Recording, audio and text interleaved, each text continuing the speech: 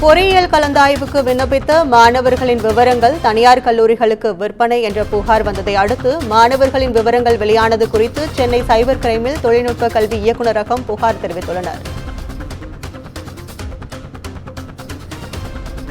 பொறியியல் கலந்தாய்வுக்கு விண்ணப்பித்த மாணவர்களின் விவரங்கள் தனியார் கல்லூரிகளுக்கு விற்பனை என்ற புகார் வந்ததை அடுத்து மாணவர்களின் விவரங்கள் வெளியானது குறித்து சென்னை சைபர் கிரைமில் தொழில்நுட்ப கல்வி இயக்குநரகம் புகார் தெரிவித்துள்ளது. அதை அண்மை செய்தியாக பார்த்து வருகிறோம்.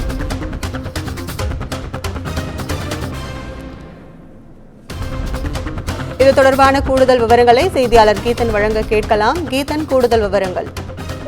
வணக்கம். தற்போது தமிழகத்தில் பொறியியல் மாணவர்கள் படிப்பான அந்த கலந்தாய்வு என்பது தற்பொழுது நடைபெற்று வருகின்றது. முதற்கட்ட கலந்தாய்வு நிறைவுற்று தற்பொழுது இரண்டாம் கட்ட கலந்தாய்வு என்பது தொடங்க இருக்கின்றது. இந்த நிலையில் தான் 1,00,000க்கும் மேற்பட்ட மாணவர்களின் விவரங்கள், குறிப்பாக பொறியியல் கலந்தாய்விற்கு விண்ணப்ப மாணவர்களின் பெயர், தொலைபேசி எண் மற்றும் கட் ஆஃப் மதிப்பெண்களோடு தனியார் கல்லூரிகளுக்கு விற்கப்பட்ட புகார் என்பது வெளிவந்தது.